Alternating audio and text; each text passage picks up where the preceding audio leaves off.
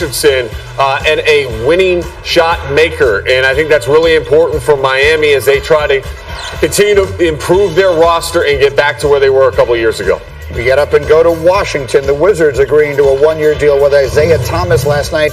Kind of tough, Sean, to get a sense for exactly what it is they think they are. What do you think Washington is?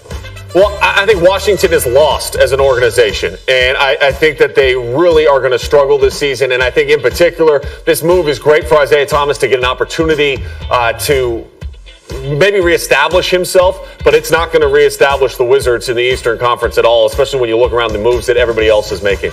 Get up and go to baseball. Pirates all-star first baseman Josh Bell warming up for the home run derby.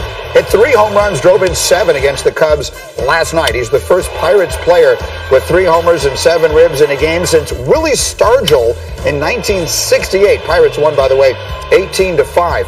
Also hitting home runs, Christian Yelich hit his Major League leading 30th of the year in the Brewers' 8-6 win over the Reds. That snaps a tie with Prince Fielder for most home runs before the All-Star break in franchise history. The reigning league MVP, also 4th in the league with a .328 batting average. He and Bell will both compete in the Home Run Derby, which will be on ESPN next Monday night. And then saving the best for last, Women's World Cup, U.S. Women's National Team squaring off with England in the semifinals, 3 Eastern this afternoon.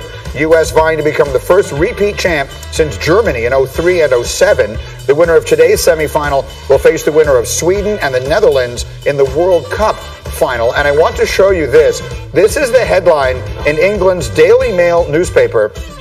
And you see the headline, "Are these American stars too arrogant?"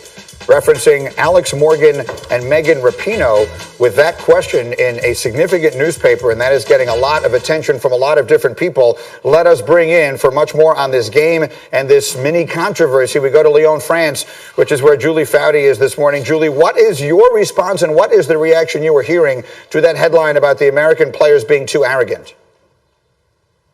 Well, every question thrown at them and the players, the American players from the British press has been, what is this arrogance from you? And every response, not surprisingly, has been, no, we're not arrogant. We're just confident. And Greenie, that's the truth. I mean, going back to the days when the old Bags ourselves played on the team, it was, look, we come into this tournament, we're going to win this tournament or it's a failure. And that's because the United States has more funding, has more girls playing, has more support than any other country in the world. And so internally, that's the pressure we put on ourselves. So I like it. It's not a hubris. It's a confidence of we're owning our awesome. And that's what the players are saying. Was there any part of this stemming from the first game of this World Cup when the U.S. had just scored so many goals and there was some criticism about the way they were celebrating? How much of that do you think is related to this reaction? Yeah, absolutely. The 13-0 scoreline, the celebration narrative. And then you had right back who plays as a reserve, Ali Krieger, saying, look, we've got the first best team here and we've also got the second best team in the world here. And she was basically talking about how deep this group is. And so they're pulling little things and some context out of that. But, I've been around this team for a long time and I don't see it as arrogance. I see it as a respect for the other team, but also knowing that, hey, look, we're good and we're not going to apologize for that. Let me ask you then about the game today against England. I heard a lot of people describe our match on Friday against France as basically being the World Cup final, that those were the 2 best teams and the winner of that is now a prohibitive favorite. So tell all the fans who might be getting set to watch this, what is the expectation against England today? Well, England is good. The U.S. knows that. Really good. They lost in the semifinals in the last World Cup, so they feel like, okay, this is the chance for England to actually make that big jump to the final, which they've never been to. And they have arguably the best player in this tournament at right back in Lucy Bronze for England, who, conveniently, will be going up against Megan Rapinoe, who plays on the left side for the United States. So that's a matchup that people are dying to see. Lucy Bronze versus Megan Rapinoe. But I would argue if the United States is going to win this game and win the World Cup, then they've got to get more productivity out of Alex Morgan and Tobin Heath, the other 2 on that front line with Megan Rapinoe. Because those front 3, when they're good and scoring, are the best front 3 in the entire world. Look, in the knockout round, the U.S. has scored 4 goals. Megan Rapinoe has scored them all. Julie Foudy, we will check in with you after the game on our afternoon special today. Thank you so much and enjoy the afternoon. Laura. Greenie, meanwhile on planet Earth, from our sneaker guru Nick DiPaula, Klay Thompson celebrating his new Max deal with a special edition sneaker drop this weekend, highlighting his pregame locker ritual of reading the newspaper, the Oakland newspaper, the East Bay Times by Anta KT Forge. You can see him in Oaklandish's downtown Oakland store this Sunday, July 7th. We're going to all try to get some of those here on the show. Here's the thing. I did not get much of a chance to respond when Bobby Marks was on with me here. I will admit to having been a little taken aback by this. His idea that, and listen, I have so much respect for Bobby Marks' knowledge of basketball. That goes without saying.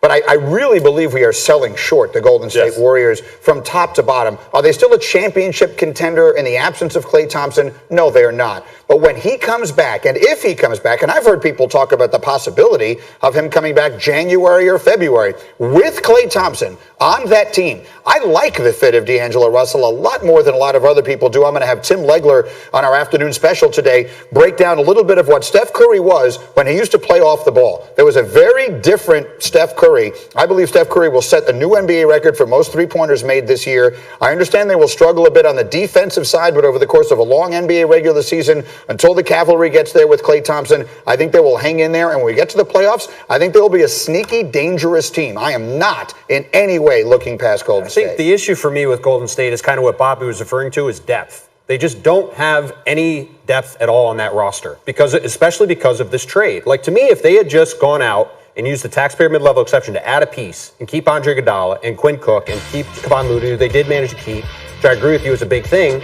then they would have had the depth to withstand the absence of Klay Thompson. Because of that trade, they don't have any depth at all. Let's see. Maybe they turn D'Angelo Russell into some of that depth. Perhaps. And a lot of people, Las Vegas is telling me the Lakers are going to win the championship, and I think at last check, they only have 4 players on their roster. Depth does not seem to be a huge consideration when we're talking about July 2nd or whatever we are today. I get it if we're having this conversation in November or December, but that organization also gets the benefit of the doubt from me that they'll figure out a smart way to bolster that bench. I think one big difference between the Lakers situation right now and the Warriors is the Lakers are either going to bring in Kawhi Leonard or they're going to have $32 million to bring in some roster. The Warriors are kind of stuck where they are, and that's what the concern is. And they went from being yes, they're the champions, penciled them in before the season, and now they are a sneaky playoff team.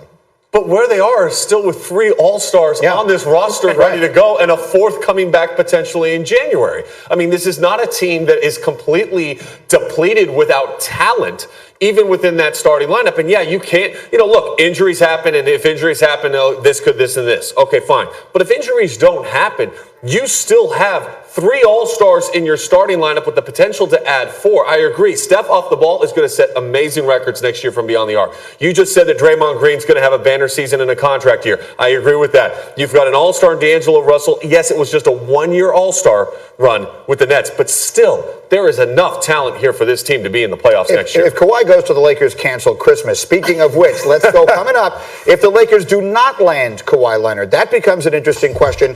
What is their plan B? What is their plan C? We will present some intriguing options for them coming up. And the Warriors said yesterday no one will wear KD's number 35 again, but did they take him for granted? You'll hear why one of our experts is a very strong yes on that and more as we get up with you on ESPN.